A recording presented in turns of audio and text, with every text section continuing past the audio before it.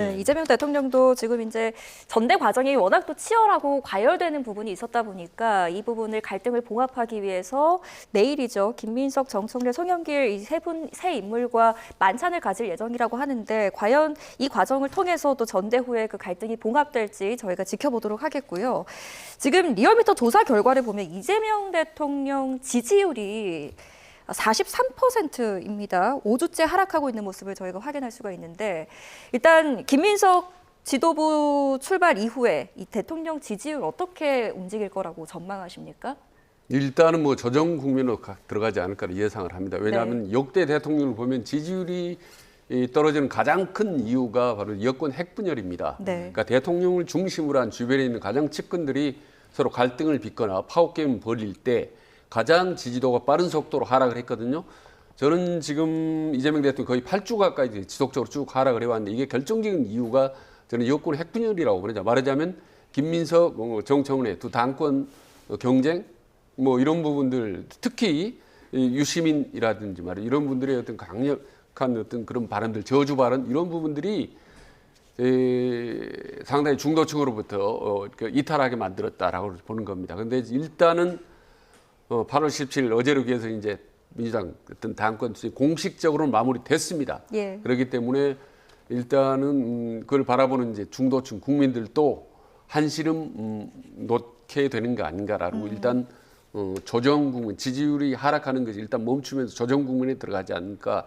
다만 이 부분에 대해서 올라갈 수 있느냐 아니면 지금처럼 좀 정치 상태가 지속되는 중요한 관건은 부동산 민심이라고 보는 거죠. 왜냐하면 이거는 뭐 강성, 원성 할 것 없이 뭐 중도층 모든 국민들의 이해관계 직결된 민생 현안이기 때문에 이 부동산은 이 정책을 놓고 대통령과 집권 당 대표, 새로 이제 당선 김민석 대표를 비롯해 더구나 거기서 탈락했던 어떤 정청 후보까지 다 함께 이제 당 정청에 모여서 부동산이라든지 민생을 위해 노력하는 모습을 보여준다면 상승세를 타지만 예. 지금처럼 자꾸 당내에서 또 다른 파열음이 나올 경우는 저는 지지율이 장기 하락세로 갈 우려도 있다라고 생각이 드는 거죠.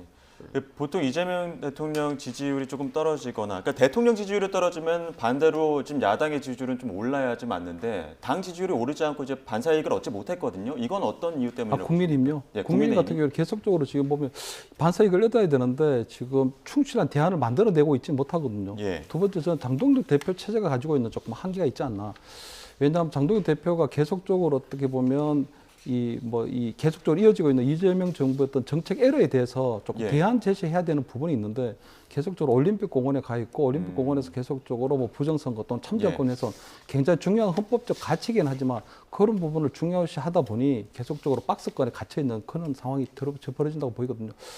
다만 저는 이재명 정부가 지금 계속적으로 지지율이 하락하고 있는데 이 추세가 저는 이번에 어떤 전당대회를 통해서 바뀔 가능성이 좀 낮다. 왜냐하면 김민석 신임 대표가 대통령에 대해서 적어도 쓴소리하고 노라고 할 수 있어야 되는 부분들이 있어야 되는데 아무도 이재명 정부에서 초대 총리를 지냈기 때문에 예스맨 대표가 될 가능성이 굉장히 크거든요. 예. 그렇다면 최근에 어떤 뭐 지지율 하락 같은 경우에는 부동산 민심도 표현이 되지만 청년 세대에서 특히 지지율이 빠지고 있는 부분들을 좀 주목할 필요가 있다고 보이는 것이 계속적으로 대통령께서는 보니까 AI 혁명을 얘기하고 있는데 AI가 결국은 단순 비숙련 노동을 가져가는 부분이 있기 때문에 청년 일자리가 계속적으로 줄어들고 있는 상황이 벌어지고 있거든요. 그렇기 때문에 청년 세대 같은 경우에는 일자리가 계속 늘어나야 되는데도 불구하고 AI가 계속적으로 본인들의 일자리를 대체하게 되면 대통령께서는 아무래도 청년 일자리에 대해서 어떤 관심이 있는지 어떤 정책적인 대안을 내놔야 되는데 그런 부분들보다는 계속적으로 AI만 얘기하기 때문에 아마 청년 세대 입장에서 볼 때는 그런 부분에 있어서 조금 한계나 좀 이런 부분들이 또 있고